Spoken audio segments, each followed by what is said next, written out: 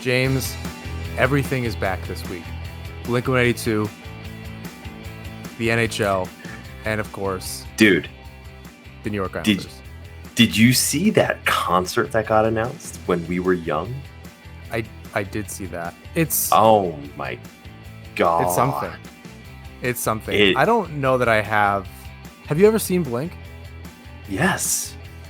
I've never seen them. Were they like a big part of your like growing up? Because you're also a drummer, so I imagine that's like it was pretty influential as it was for me. But I've never seen them. Yeah, so Adam's song was like one of the first songs that I heard by them, and then like was one of the first songs that I wanted to learn on the drums, and way harder than I ever thought it was ever going to be. And it took me such a long time to get it down because Travis Barker. But oh my god, that lineup of just so many bands who I forgot existed, and then said to myself, wait a minute, they're still together, or wait a minute, they're back together, or wait a minute, they're still making music. I didn't see where the show is, but I will Vegas? need to. Is it in Vegas? I might have to go. I don't know. I saw there's so many bands that I've like accidentally seen on Warped Tour, like Mayday Parade or something, and they were so bad live. They're so. I saw like Yellow Card, and they were so bad live. Like I just don't know that I would go pay money and fly halfway across the country, or like pretty much all the way across the country to go see them. Like I don't know that I need to go see Good Charlotte or Simple Plan. Like there's no nostalgic itch. For me to do that. You don't want to go see Thrice? Have you their new record? This is getting into Bar Down Breakdown. Really quickly, but did you hear Thrice's new record? I don't know if it's like a year or two old at this point. I think I have. A friend of mine passed it along, and I was like, I don't love this. I get it's not what they used to be, but it was a very big departure. Like, if I didn't know that it was them, I would be like, who is this?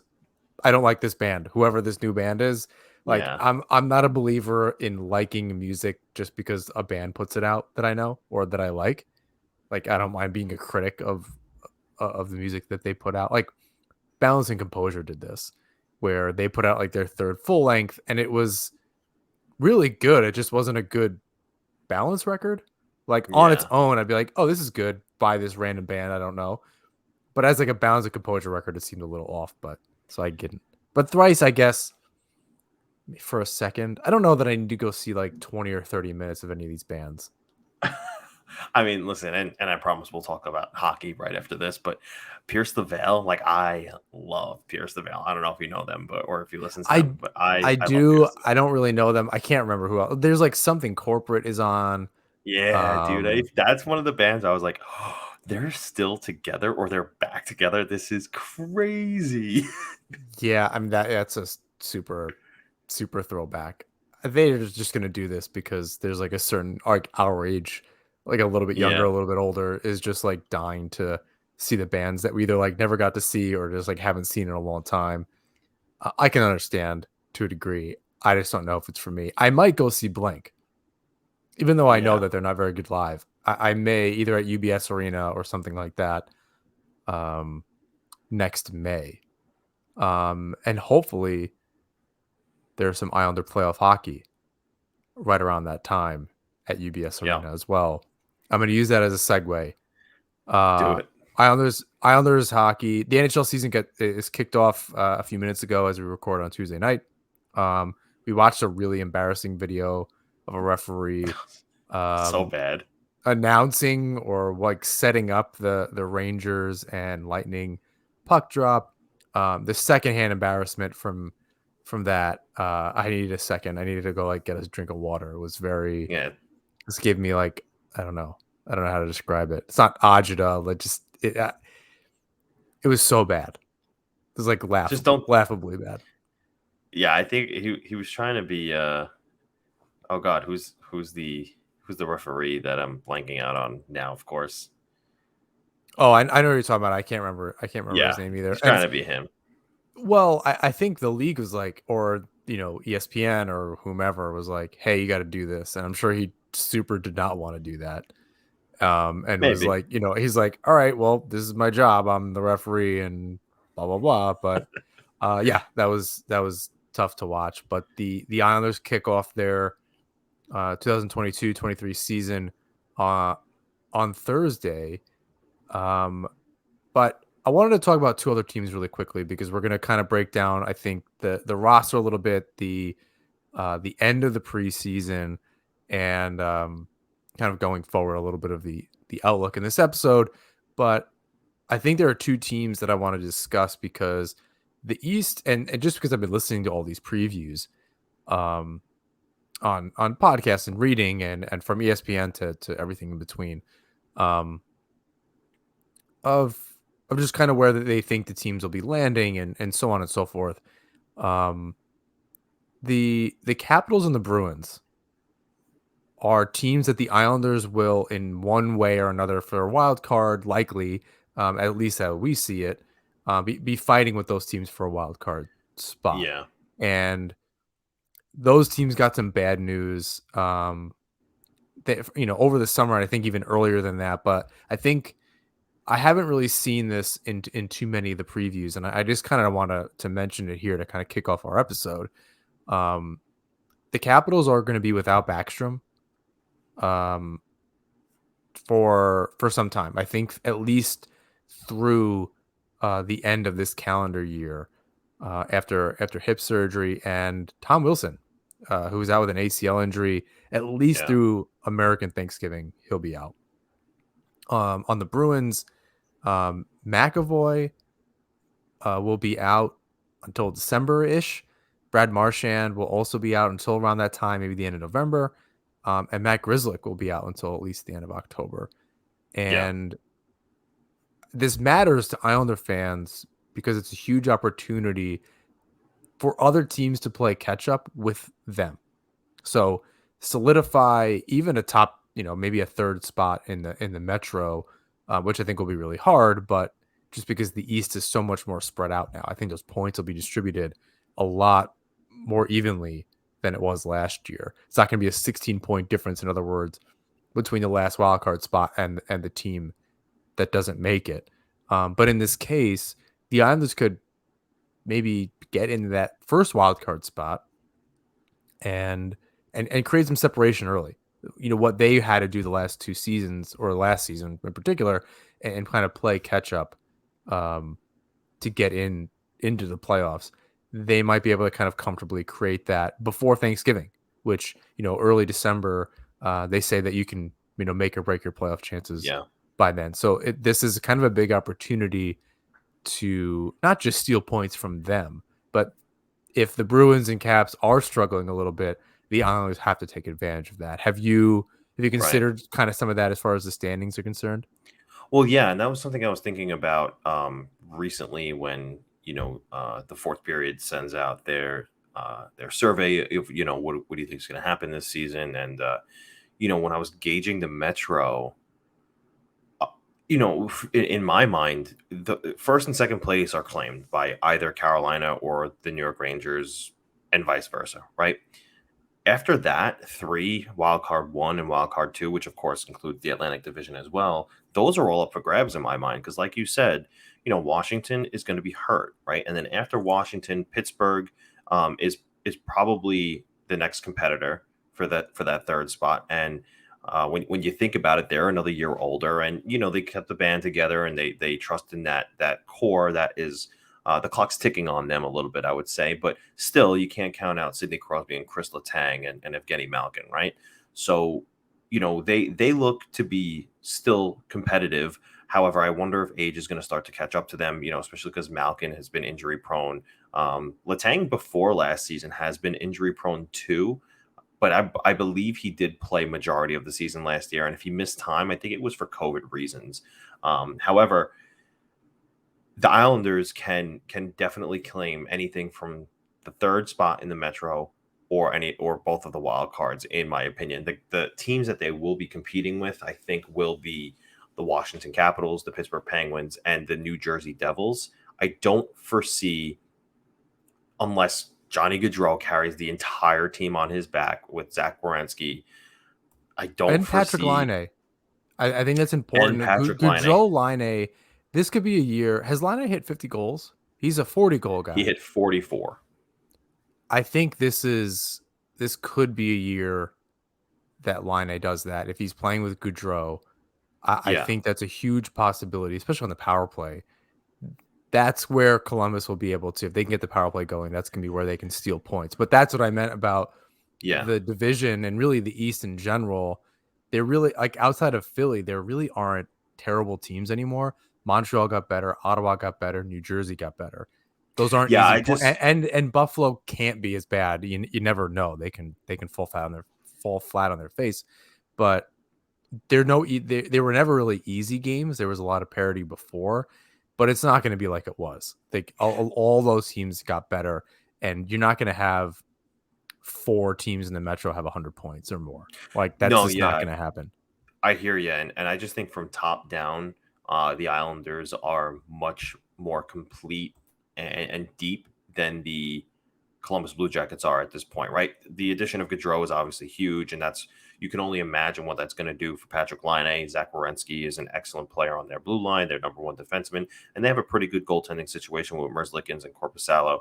I don't think that they're as complete as the Islanders are right now. So I think the bottom 2 teams are going to go to Philly and Columbus, and then 3 wildcard 1 and wildcard 2 is going to be a competition between Washington, Pittsburgh, the Islanders, and the Devils. Who, obviously now I covered the Devils a little bit closer than I had covered any other team previously to the Islanders, and seeing them firsthand and seeing what they have going on the ice right now, I would say that they're pretty close to what the Islanders could or have been prior to last season. I think that they're making their way towards being a legitimate Stanley well, I shouldn't say Stanley Cup, but playoff threat.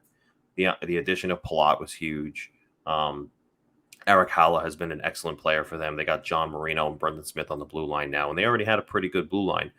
They added Vitek Vanacek, so their goaltending, they're like Islanders light at the moment, and they're working their way towards becoming what the Islanders were in those 2 postseasons where they went to back-to-back Eastern Conference championships. So I think this could be a big year for them where they take that step forward, and the Islanders can't, chalk up an easy 2 points when they see the Devils on the schedule anymore. So those That's 4 what I mean. teams, yeah, those 4 teams are competing for those 3 spots. And look, the Islanders, I think they have enough to compete for that 3rd spot. I think they can be 3rd in the Metro. If not, I think they can still maintain playoff status in one of the wild card spots. Just because, and I was talking to our friend of the show, Nick Alberga, off show actually earlier today, and even he said, he was like, I'm pretty sure last year was an anomaly, and he said on our show they're not getting the respect that they deserve. So yeah, I think a lot of people are going to be a little bit surprised with the Islanders this year. So that's a good segue. Heading into Thursday. So we saw the preseason. We've been paying attention to all the reports from the end of camp, and now with the 23-man roster announced. Well, let's kind of start there before we get into the play. What did you think of the final roster, kind of given everything that was going on, and kind of I don't want to say it was a little bit of a lack of information. I think things kind of, players were missing, they'd come back.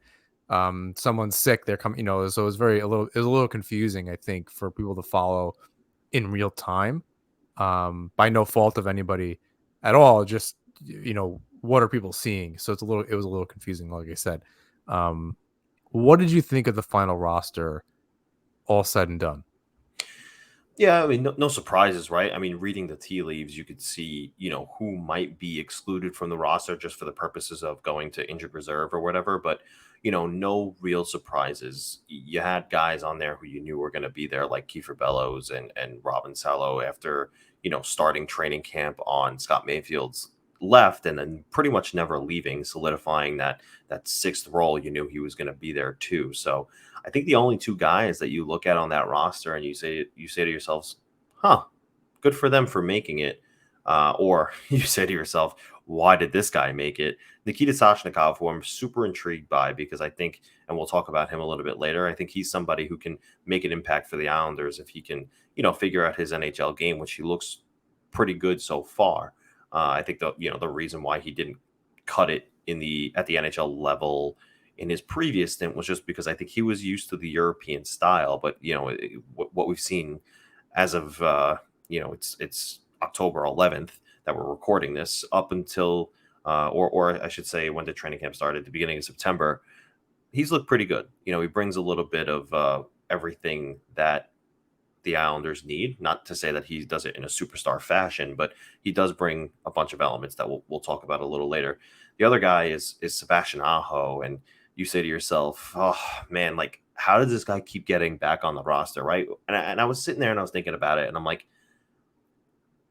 the players have spoken about, and Lane Lambert himself has spoken about how the structure of the defense is still there, but the system is different. It's more aggressive. It's more fast paced. The defense is pushing the puck forward at a much higher rate than they used to be. What if Sebastian Aho, the defenseman, didn't work in a Barry Trotz system, but Sebastian Aho, the defenseman, works in a Lane Lambert system, and we're finally going to see the Sebastian Aho that they've kept around and thought that they've had for years now, because maybe he is better suited for this fast style, right? He's clearly a good skater, right? We don't have any questions about that. He can skate. He can move the puck in transition. Does he have a couple of questionable offenses in the defensive zone? Sure. But we know he can play offense. We know he can shoot the puck. We know he can distribute. So from the blue line, which is something that the Islanders have spoken about that they need dating before this summer. So yes, we were all surprised when he signed a 2-year deal. Maybe now zooming the lens out a little bit and taking a step back from that, initial shock, this system might work for him. And whether he's the seventh defenseman or working with Robin Salo because Scott Mayfield is or isn't injured, I believe they said today he'll be good to go for opening night. He was under the weather. That was the report. Okay, yeah. So then you'll just see, or we could see, a different version of Sebastian Aho just because of the system. Yeah, you and I were talking about that earlier today, and that sunk in a little bit for me. I'd love to see Aho thrive. I really love to see any kind of like a Soshnikov or Aho, obviously a Salo, but kind of these players that I don't want to say like didn't speak highly enough of, but definitely like under the radar players or players that like wouldn't it be nice kind of thing. And one of those players for me is Kiefer Bellows, who I wrote about and we spoke about on the show at the time. I didn't think was a lock for the roster. I under no like Soshnikov was playing well. He plays a physical style on that third line with if it was going to be Bailey and Peugeot, which it looks like Pantorno's Joe Pantorno's with AM New York's lineup was correct, which we talked about last episode. Soshnikov on that line wouldn't have been the worst thing in the world. Maybe it would have been a good balance. But Kiefer Bellows seems to have stepped up, and our feeling on him apparently wasn't wrong. During General Manager Lou Lamoriello's media availability on Monday, he said up until the last couple of games, Bellows wasn't where we. I'm sorry, I don't know why this is so hard to read. Really wasn't where he should have been, but I'm really pleased with the way he's played the last game. Right now, it's going to be a competition between 2 or 3 players in that position, and that speaks volumes about that game against the Rangers and the game before about how he stepped up and being in the right position. Essentially, I don't, I think this kind of begs the question, and there's been plenty of articles I think Joe Pantoro wrote something, Steven Rosner wrote something, a few other people about the healthy competition between Bellows and Wahlstrom. I wanted to get your take on that as far as, Wahlstrom is supposed to be this player that can maybe score 20, 25 goals pretty much anywhere in the lineup. And it is just a pure goal scorer and a sniper on the Islanders, something that they sorely needed. And it would be great if they could develop that internally instead of trying to find a Goudreau or another 100-point player. Or not that I'm suggesting Wallstrom can do that, especially not this season. But what do you think about that competition? And it seems like it's Bells is in the driver's seat, just given Wallstrom's. He had apparently a nagging upper body injury. What do you make of that competition? And as Lambert and Lamoriello suggested, it's kind of a game by game, like, who's playing well and what do we need? So the thing is, I wonder about if Bellows is only in the driver's seat because of the fact that I believe Wallstrom is still waiver exempt. Yes, he is. He's still waiver exempt. So it's multifold here. I think that Bellows one requires waivers, and they signed him to that 1 year, 1 way this summer, and this is a prove it deal. So we're gonna get our money's worth. Throw him out there and see what he can bring to the table.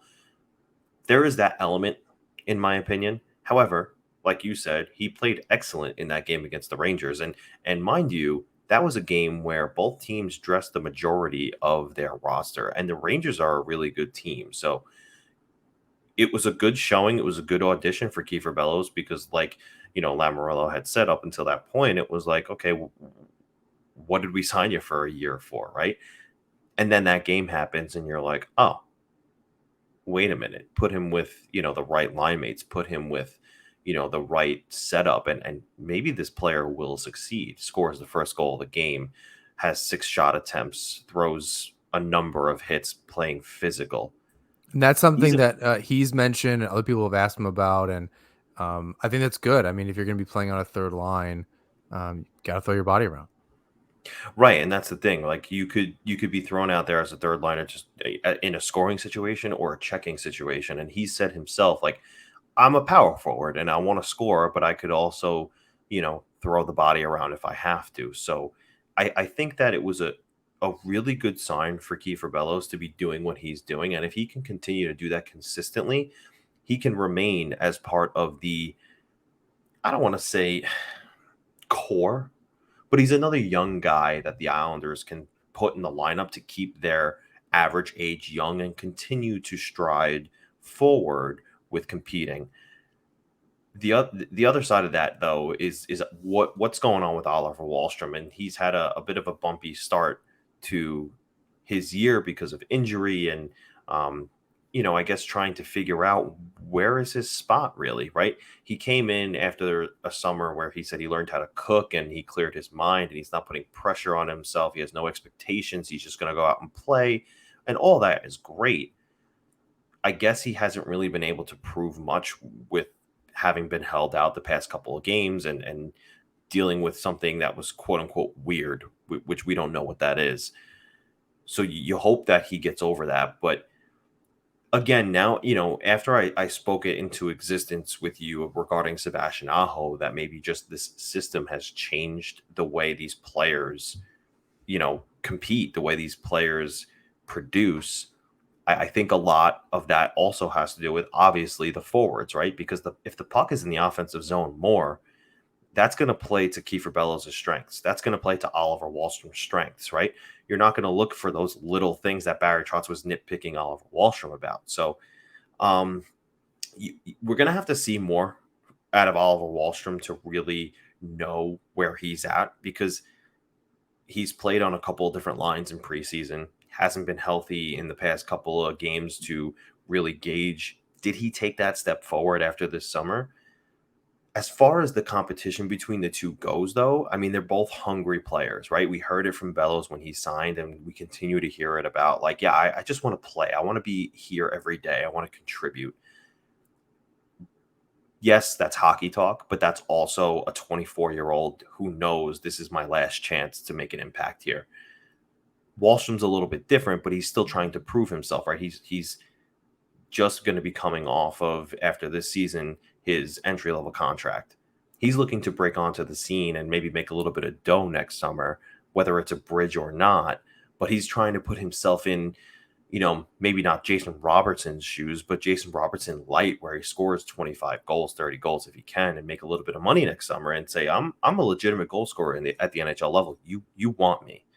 So the competition, I think, is a good thing, right? They're going to be making each other better. And hey, Bellows, you didn't play great this game. Guess what? Oliver's going to play next game. You're going to sit and you're going to watch, and you're going to have to wait until Oliver messes up to get your chance again. And then you're going to play your ass off if he does mess up again, so that you don't come out of the lineup. And it can only benefit the Islanders. But you hope that they both pan out, because if you can insert Bellows every day and you can insert Wahlstrom every day, and say, for instance, you take out Josh Bailey, and for argument's sake, I'm not saying that he should go anywhere. We'll see how this season plays out. But Kyle Palmieri, now suddenly your 29 and 31-year-olds are out of the lineup, and your 22 and 24-year-olds are in the lineup. And again, the Islanders window is like, oh, it's this small. Wait, no, now it's this big again. You know what I mean? Yeah, I think definitely thinking about like Bellows panning out a little bit better would be an amazing thing for the franchise. Adding another young player into the lineup wherever they fit, right? He can just be a really good third liner. Yeah. And that I think would be really okay. But adding it with like the future with Dufour and Ratu, adding Bellows, Wahlstrom, Barzal, whoever sticks around, Bavillier, whatever, and plus the really young decor, and you include Pelech and Pulak in that, because they're not going anywhere because of their contracts, but they're really just getting into their prime now in their late 20s. They're still on the right side of 30. I think all that's really, really, really good. So yeah, I mean, I think the competition will be really good, but I'm happy to, kind of see our head was in the right place to begin with, but then he proved it wrong with Bellows. So it's nice to see. I want him to succeed. Being again, Yeah. I think you're right about the age, and just keeping the roster a little bit more balanced would be fantastic. But it's a little concerning for Wahlstrom. Hopefully that lights a fire for him when he does get in the lineup, and makes Lambert have to make a really kind of hard decision on an ongoing basis. And maybe Bellows has a little bit better of a shot of staying in the lineup, because not only is he going to compete with Wahlstrom, but he could be competing with Soshnikov, depending on how long Clutterbuck is out. So if it's really, he's kind of in a good position. He's put himself in a good position, I should say, because he's the one who showed up and did the work. So he has a good shot of staying in the lineup one way or another. Again, between playing on the third or fourth line and just having that versatility. If he can add penalty killer to his resume, I'm sure that'd be great for Lambert to know. Maybe they've already talked about that. But we'll get to Soshnikov in the fourth line and kind of some of the more specifics. Nassauman Hockey is brought to you by DraftKings. Hey hockey fans, it's finally time to hit the ice again, and thanks to DraftKings Sportsbook, an official sports betting partner of the NHL, you're in for the season of a lifetime. New customers can bet $5 on any team and get $200 in free bets if they win. If you're an Islanders fan, you're excited that Mathew Barzal just signed a long-term extension. With a new contract in hand, why not bet on him to maybe be the MVP of the upcoming 2022-23 season? If that wasn't enough excitement, you can turn small bets into bigger payouts with same-game parlays. Combine multiple bets like which team will win, how many goals will be scored, and more for your shot at an even bigger payout. DraftKings is safe, secure, and reliable. You can deposit and withdraw your cash whenever you'd like. So download the DraftKings Sportsbook app now, use promo code THPN, bet $5 on any NHL team to win their game, and get $200 in free bets if they do. That's code THPN at DraftKings Sportsbook, an official sports betting partner of the NHL. Minimum age and eligibility restrictions apply. See show notes for details. I do want to get into what's making us nervous so far. End of the preseason, that last game, as you said, is a little bit better of a setup. We're seeing two pretty much NHL rosters going at it. And then, today the Rangers are in regular season form and the games start to count. So it's not that far removed. Or is it Sunday? Over the weekend, not very long ago. A few more practices, yada yada. What has you nervous heading into Thursday's game against the Panthers? I'll start with the obvious. The obvious thing here for me is goal scoring. And, taking a look at the preseason, 3 goals against Igor Shesterkin, pretty good against the Rangers. Full lineup, not bad. 5 goals against the New Jersey Devils in a 50% lineup, not bad. 4 goals against the Flyers in OT, they win. Okay. And again, 50% lineup. You hope that the system translates to more goals, because if it doesn't, are they going to be giving up more? Because they have to sacrifice in one spot, obviously, to gain more offense. And the only spot to sacrifice there is on the defensive end. So they're going to be sacrificing in there a little bit, no matter what. You hope the fact of the matter is that it translates to more time with puck possession in the offensive zone and finding its way to the back of the net. So goal scoring is one thing I'm a little bit nervous about, just because of the also obvious reason that they didn't add any offense this summer, and that's one of the things that was number one on everyone's list, including Lou Lamoriello. So you wonder if that goal scoring is going to come, and if the development of certain players who we just spoke about, like Wahlstrom and Bellows, does pan out so that it does show itself in the regular season.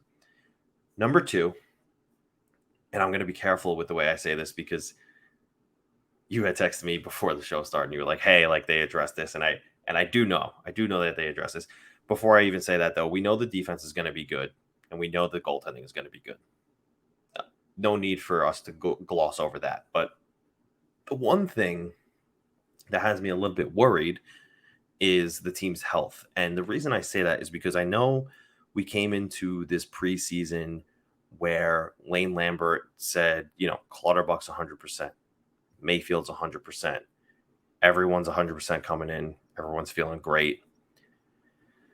I know they addressed Anders Lee missing practice today. I know they addressed Scott Mayfield not feeling well, and that's why he missed time. But, I wonder, because we know who runs this team.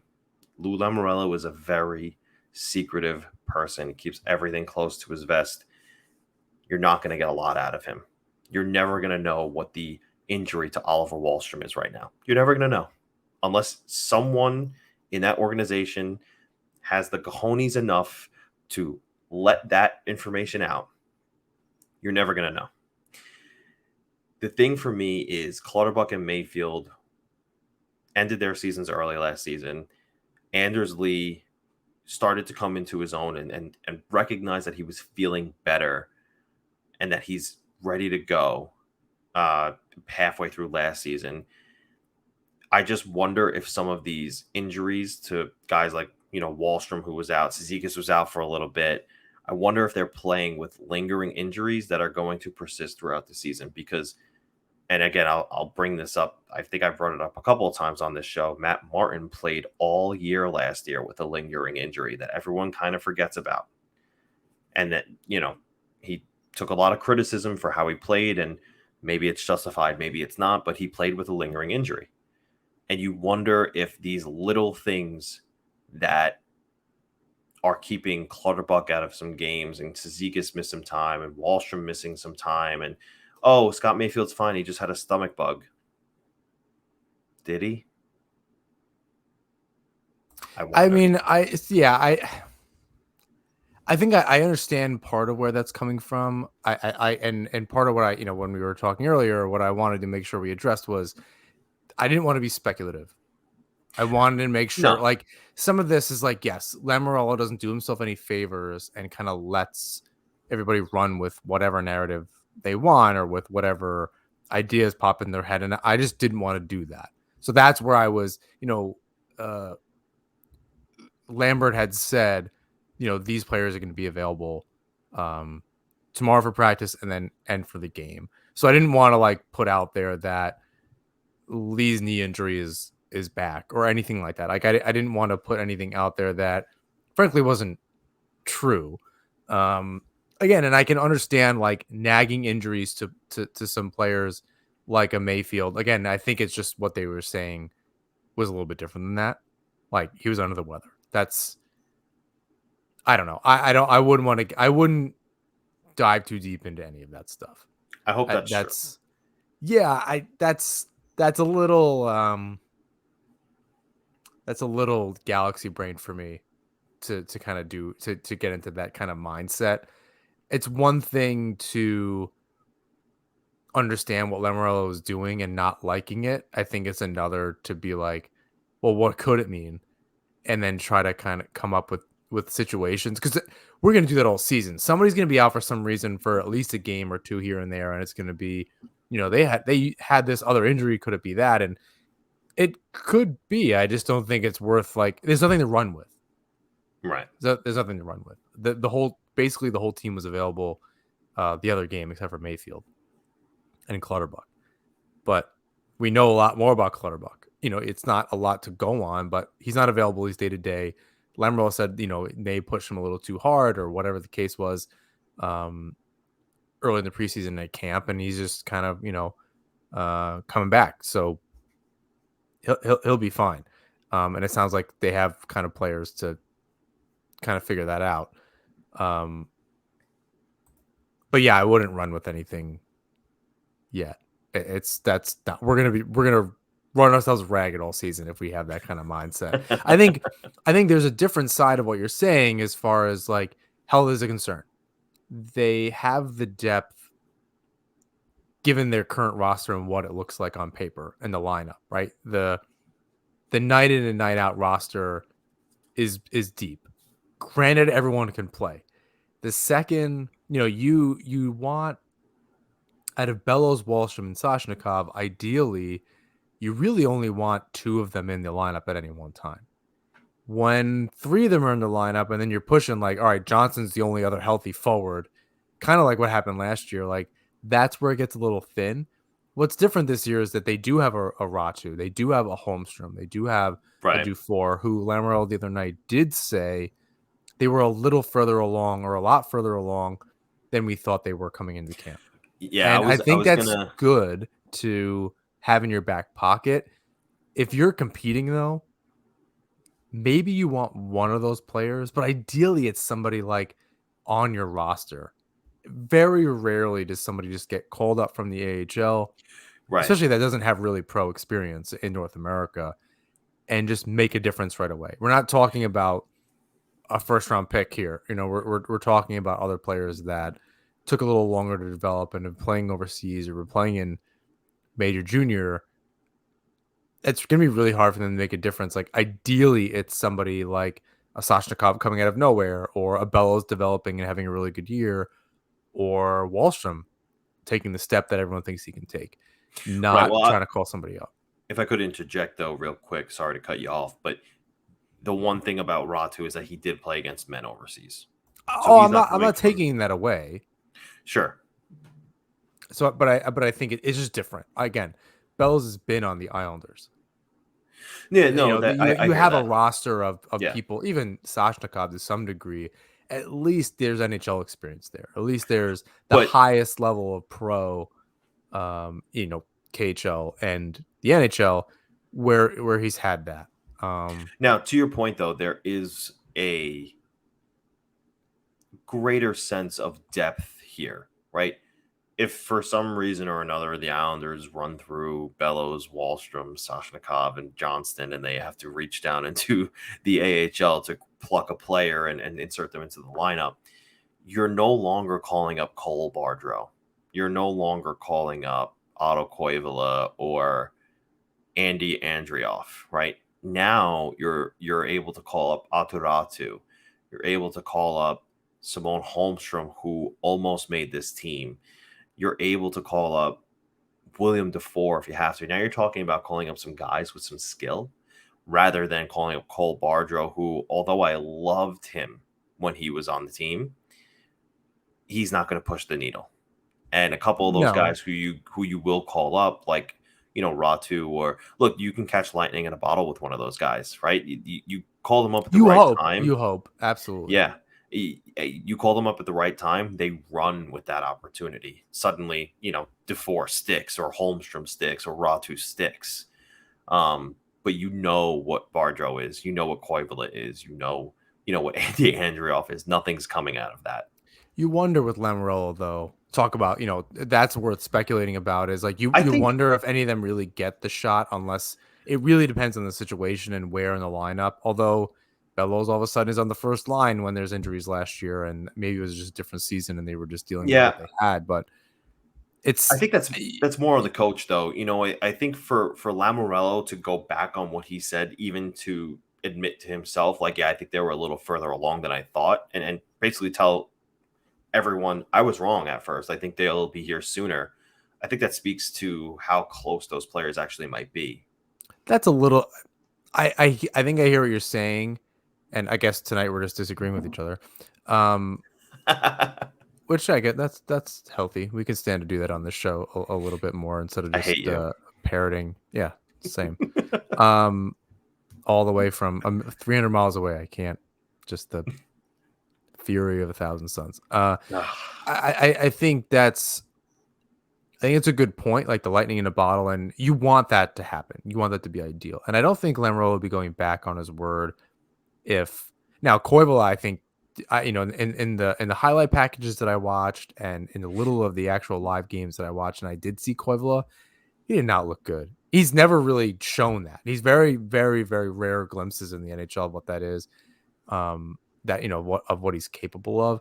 It would not surprise me at all if none of those players that you mentioned in Holmstrom, Ratu, or Dufour were called up first, right? Just based on experience. And that I don't think that means Lamoriello is going back on his word. Saying a player is further along in their development does not mean that they're ready to just make the jump to the NHL and be even a regular for 10 games or 12 games. Right. That doesn't really mean that. Lamoriello may just go with players that he know that'll work, and just kind of, again, it's kind of like Grant Hutton in the spot of Mayfield last year, or who's actually the best fit in a particular spot. If Casey Cizikas is out, I don't know that that's Ratu's spot. I don't know that that's worth putting him there as a center. That could be Cole Barzal. Was like a Zarnik or something like that. Like you're putting in the players that fit the player that's out. Then it's on Lambert to kind of plug them in, but that's the call-ups are Lamoriello. So that's where I would be careful in getting your hopes up. I think, when somebody does go down with an injury, Soshnikov, I think is a decent stopgap in rushing some of these players, no pun intended. So I think Lamoriello put that there on purpose. I think it was some internal competition because with Clutterbuck back, I believe they would be over the roster limit. So someone's going somewhere. Right. So Clutterbuck comes off LTIR. Aho's a seventh defenseman. They need 7 defensemen kind of with the team kind of at all times. Someone's going off the roster. Right. And I don't want to speculate that might be Wahlstrom simply because he's waiver exempt. But it could mean one of two things. They're really going to let Clutterbuck take his time so they don't have to make this decision. And that means they get to see more out of Soshnikov, right? And they get 2 of those players in the lineup at once, as we said, and really get to see what they're capable of. They don't have to rush Wahlstrom back, much to his chagrin. He might be out a little bit longer than he would like, or any fan would like, just and having Bellows in to see if he's really if he's the real deal this season. So there's some other questions that you would need to get answered even before another player would get called up from injury. And then Soshnikov would, in theory, need to make it through waivers. So it's a little complicated. But out of the hypotheticals and back into what we saw in the preseason and camp and so forth, what has you excited specifically following the Ranger game? What has you excited? So, and this is your note here, but you, Ilya Sorokin is my pick to win the Vezina this year. I'm so excited to see third year Ilya Sorokin, first full normal year Ilya Sorokin. I think that it's just going to be an absolute monster year for this guy. Improved blue line, pushing the pace more up the ice, and maybe, I don't know, maybe he'll have less of a workload.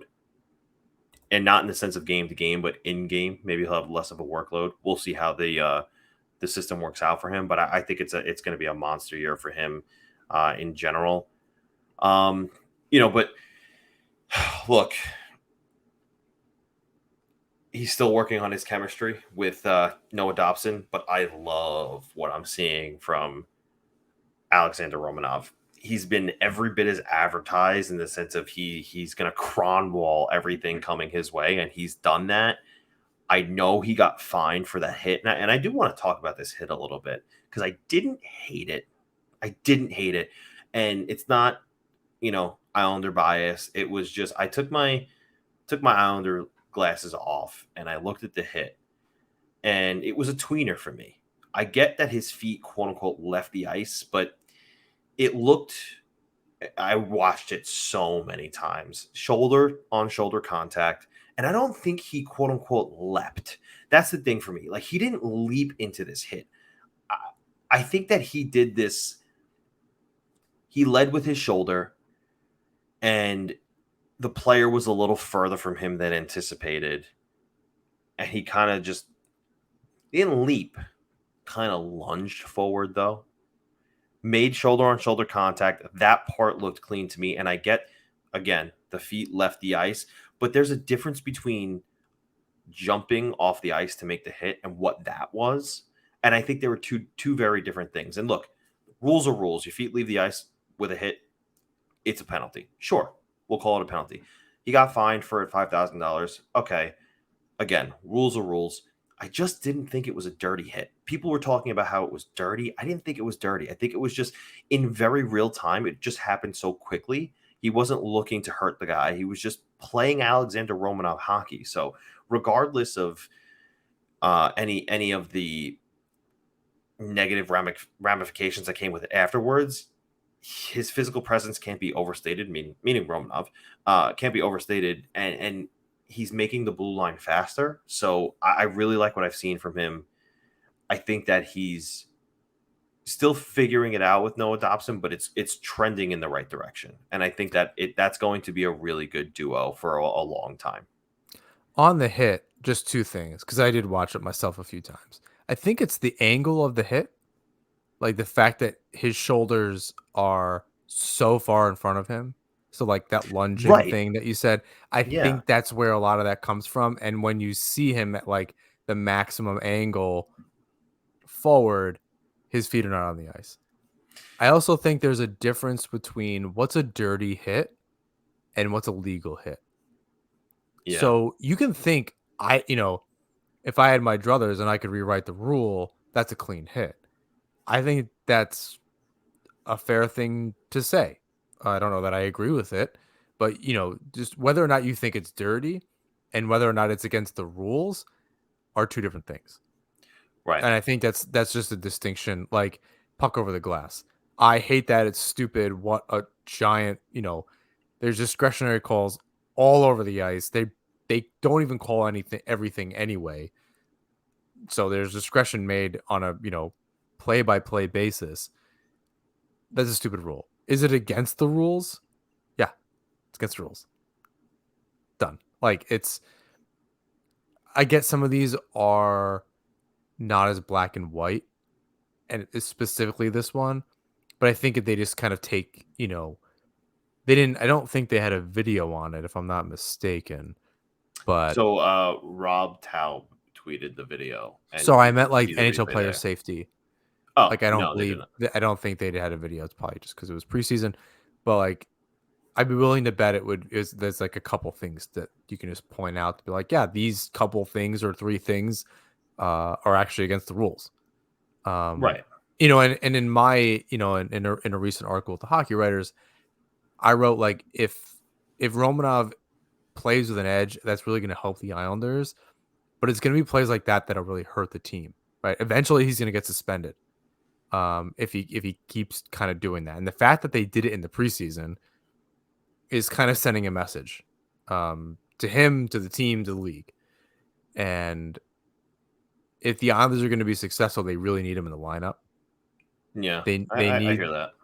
and he just needs to be careful. Play with the edge. Islanders need that, but you can't be doing things that are against the rules. I mean, like that sounds really dumb to say, but he just needs to be careful. He can't. He's young, but he just like can't make those kind of mistakes. Make the errant pass, do the whatever, but stuff like that where it's actually going to like take you out of the game, maybe for 3 games at a time or more, depending on how many times it happens in the season. That that kind of makes me on the nervous side of things. But we're talking about the positives here.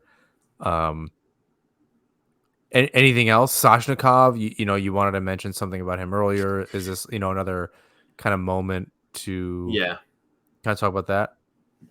Yeah, so I'm not saying that he's going to be a top 6 scorer or anything, but as I alluded to a little bit earlier, I think that he brings a little bit of everything the Islanders are or were missing and need moving forward.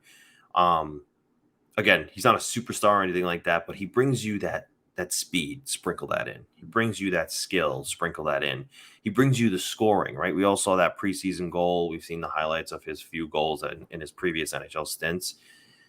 He brings a sprinkle of all those little things that they need in their lineup. So I really like his makeup and his toolkit that he provides when he's going to be in.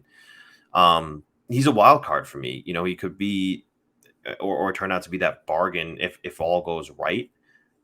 He's a little older. He's 28, and I say that as 30 going on 31, but he's a little older for the NHL purposes in terms of where his career is, right? And maybe he's a late bloomer, but the Islanders hired Jim Paliafito this summer in order to bring in European talent.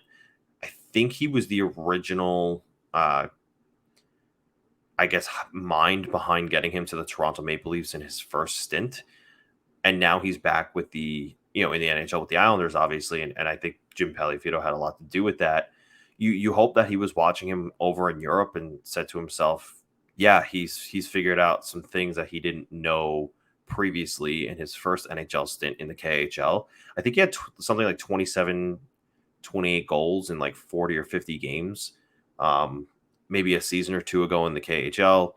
And his last season wasn't as good, but I think it was less games, and his goal total or his goal pace was pretty similar. So His numbers weren't crazy good no, in the NHL for sure, but even in the KHL, there was nothing that stood out that was like, it could have just been the style of play. It could have just been right. something that was Lamoriello's style, and like, oh, I maybe give this guy a shot. Right. And the thing is too, I wonder if now that he's sharpened his skill sets a little bit more overseas, that he comes over to the NHL on smaller ice, still has the wheels to be that burner and have that speed to get past defenders and such, and is able to control the game a little bit better because the ice is smaller. He has the ability to use his speed a little bit more and um, again, not to say that he's anything like Mathew Barzal, but you see that dynamic in his skating. Maybe better comparable to Anthony Beauvillier. You see that dynamic in his skating, and that's something that the Islanders need, right? Because they're filled with Kyle Palmieri's, they're filled with Anders Lee's, and even Brock Nelson's not the best skater. He's a good skater, but he's not the best skater. Soshnikov brings a little bit more of that dynamic skating that the Islanders were missing. So he listen, even if he's just a 13th forward, I could probably name 16 worse 13th forwards at this point in the NHL. I think that's fair. And like I said, I think it helps with the competition as well. It makes Lambert's job a little harder. It makes Lamoriello's job a little bit harder. And I think Soshnikov was just brought in to be a little bit of an extra buffer, and he's turning out to be a little bit better than that. So I think that's I think it's definitely good for the team. I thought Sorokin looked really, really good as well, and he had to be.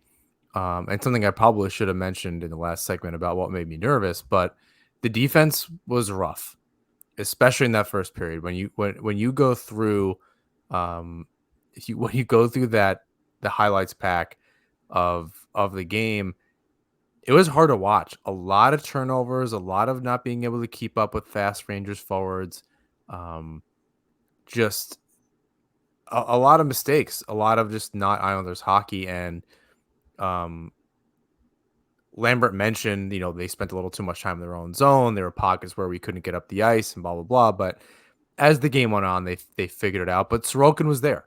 I think Varlamov got better as the preseason went on along as well. I don't think either of their numbers were particularly good, just given how they started and how many games ultimately and how many minutes they played all together. Sorry, real quick live reaction of me making money on a Stamkos goal and having over 2.5 shots in this game. Tied 1-1 in the second period are the Rangers and Lightning. Continue. Sorry. Yeah, brought to you by DraftKings. But yeah, so I think there's there was some bad, but that kind of showed what the Islanders are going to need. If the team is going to be a little more loose and try to get that puck up the ice really quickly, that might happen. They need to figure it out and make it so that you don't need to rely on a goalie like Sorokin or Varlamov night in and night out. Although they've both proven that they can kind of carry the load. But that was under a different system. That was under being barraged in a very different way. Rangers forwards were getting up the ice really, really quick. They were capitalizing on turnovers. It was tough to watch. That opening frame, I looked up and it was still like 9 minutes left in the first. I'm like, all I've seen is Sorokin making saves. Now, he's in really good position and he's not exaggerating movements or any of that, and it looks great, but that's just not something that you want to see. You kind of hope that the Islanders figure that out. I love that Barzal is a little bit more of an offensive edge to his game. He's shooting the puck. He's looking for space up the ice.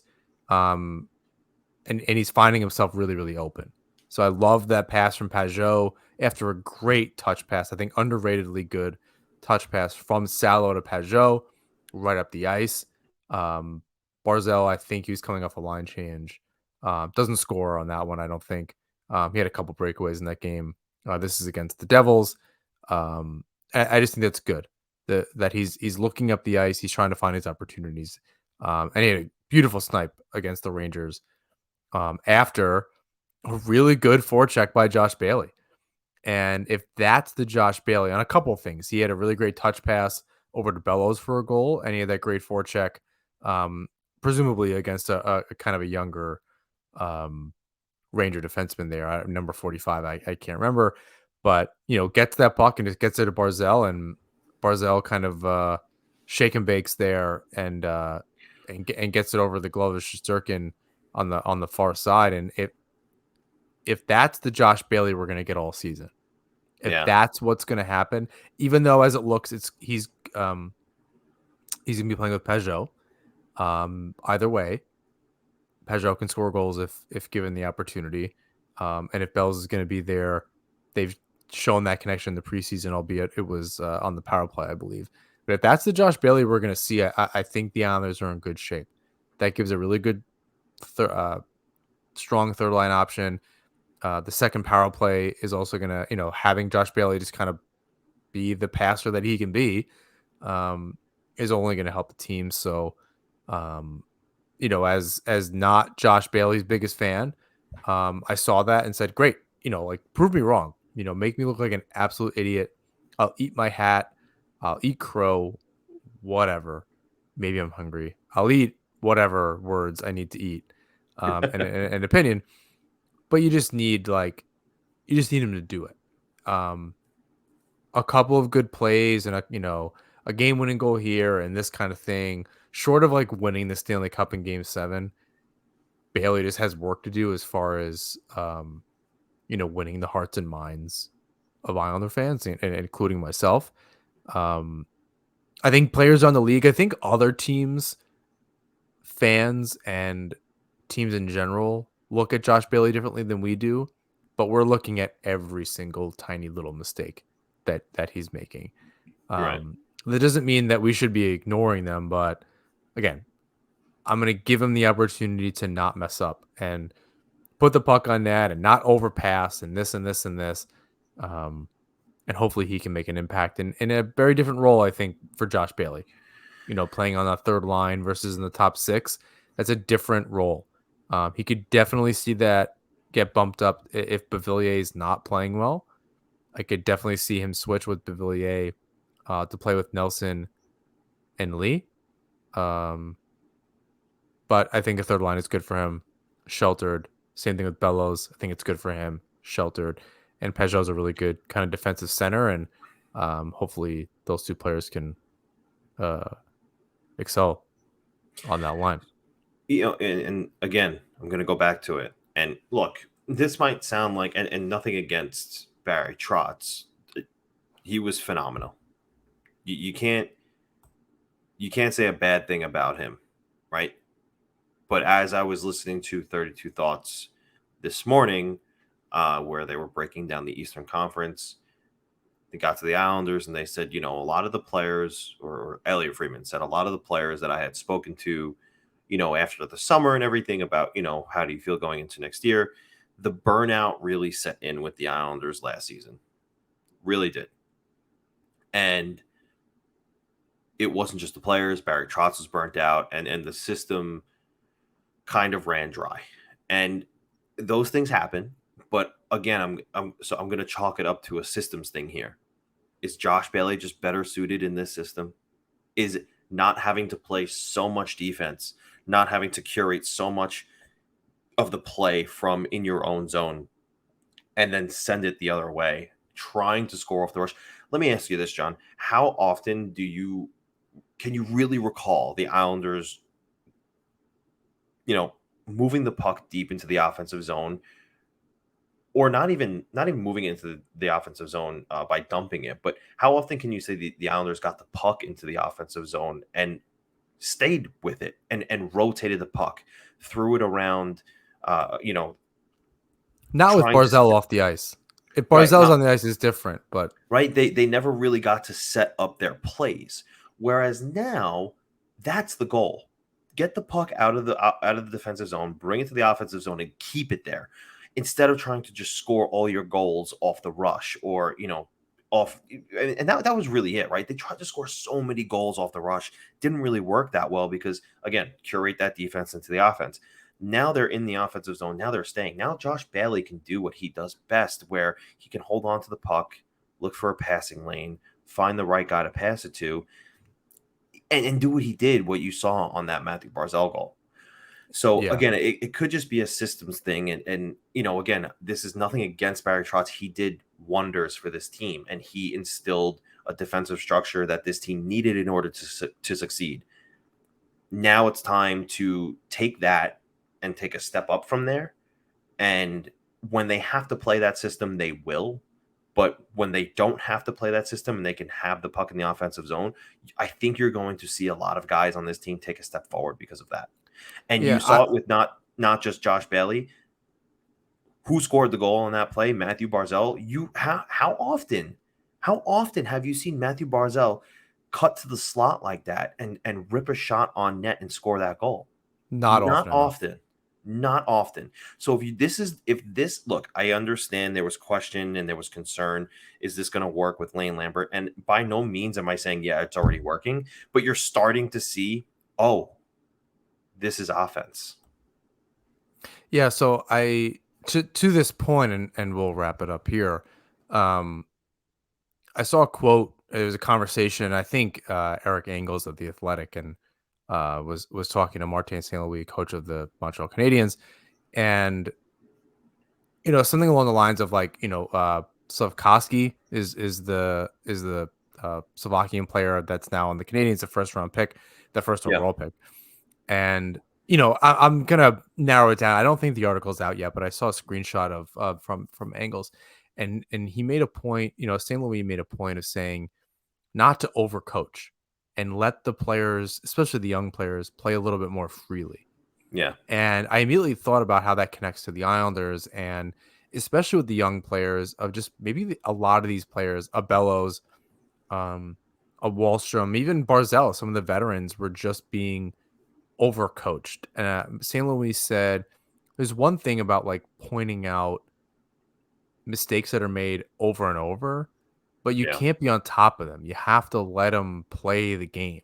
Ultimately, there's a lot of latitude out there. Some of these systems are put in place in the defensive zone so that things don't break down.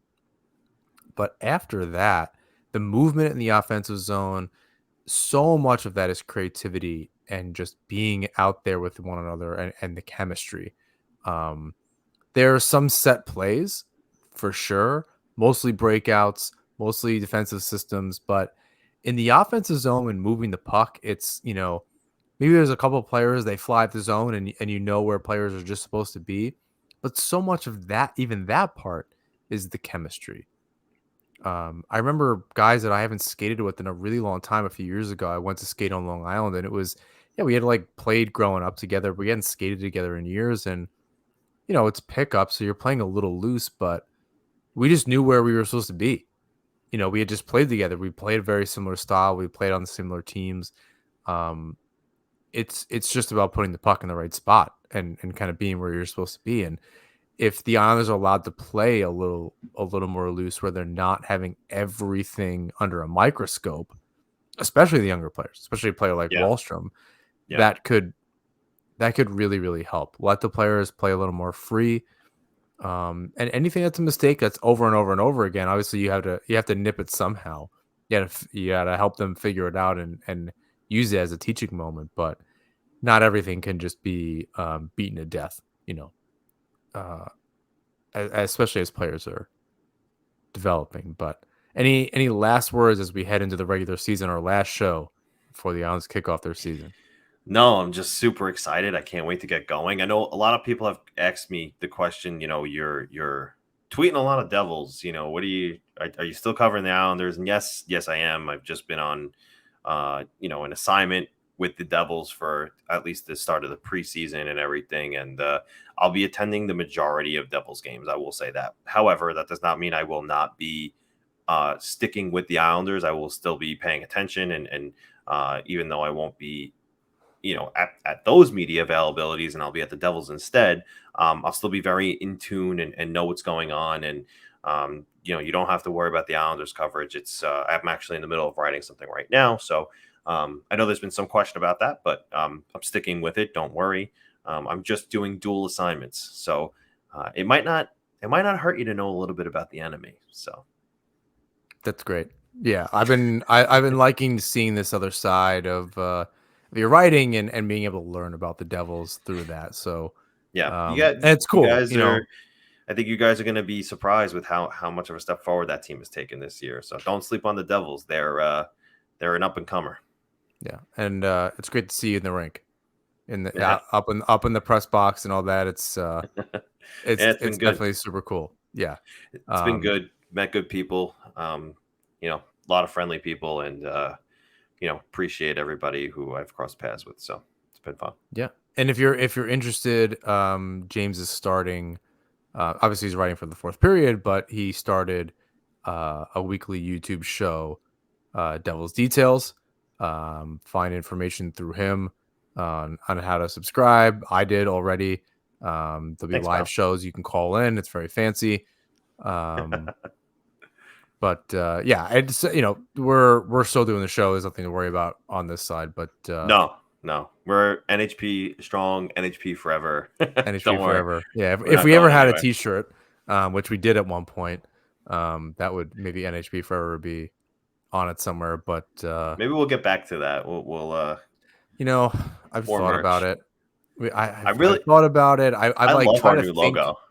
I love our new logo. I kind of it's hard when there's and this is complete credit to Yes Men Outfitters and Isles Lab. Like, we're not competing with that.